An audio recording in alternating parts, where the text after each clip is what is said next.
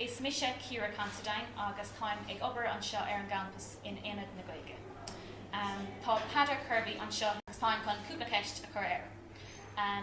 Díobh the feather, fáid is na ród an seo nniuh, agus chuirmid tús leis na ceisna inis. Níos the feather, cén posatá agat in ollscoil limní? Tá mise imar olaf le políochta idirnáisiúnta agus le policy puiblií, sa raibh políochta agus riarachán puiblií, agus tá mé mistúrathóir ar an Institute Haide ar Léon sa Sochaí, ISCS. Cad é rud is fearr leat faoin ollscoil? Well, is tócha sin rud is fearr faoin ollscoil ná an siamh go bhfuil muid. Tá sé cosúil le bheith faoin dua.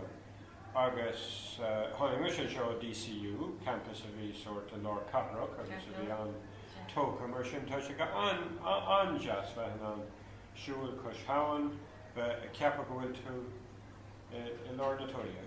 Sin é rud is fearr leat. Tá sé go híomh, aon tíim leat tá sé go híomh. Agus raibh tú riamh i le cónaí thar lear? Bhí me cá me se le Peru, i Chile, agus sa Gearmáin, agus sa Spáin. Agus cad é áit a bhar leat faoin tréimhse sin, an bhéh fáil Tá sé anjaachar an rud a bharla mín spráil am taisil is bráiliom cónaí thar lear, is stoilm sa gur bheith an mó fálamtha is fearraigh an rud í álam faoi cultúr eile, agus faoi de cultúr hain ar nóid. Nuair a héantú ar lear chuir míú anchuid faoi de cultúr hain. Mar sin is bráiliom agus is bráiliom fill ar air an freisin. So mar sin bhfuil éon tancha eile go seachas an béarla agus an Gaeilge?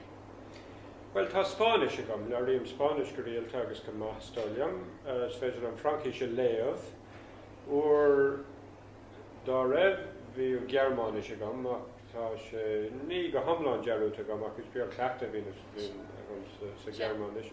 Is féidir lob sa sort Portingéilis a hiiscint agus is féidir am aglah a chur ar daoine sa Portingéilis nó tá sé déanta a gom.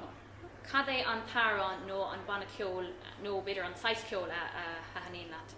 Well, an sais ceol is fearr liomsa is dócha ná ceol clásic agus bráiliom ceol clásic agus is iontócht liom ceol ó Mheiriceá leibseanach os rudaigh go camp mé cuid de ma héal ann. Ba téama ann go rialta is bráiliom ceol tradiisiúnta Gaeilge na Gaeilge na hÉireann. Agus ó an go céile fiú éistin popceol in ínacha á séanam agus orintha is bráiliom tá Ciara agam ar ma iPod mar hampla. So, sort éagsúlacht ceol mar sin. Yeah, doing sort catch up for bra leathan. Mar sin gur míle amach go a feather, bunas anna hana basa as an górá sin, tá anna bhuaití.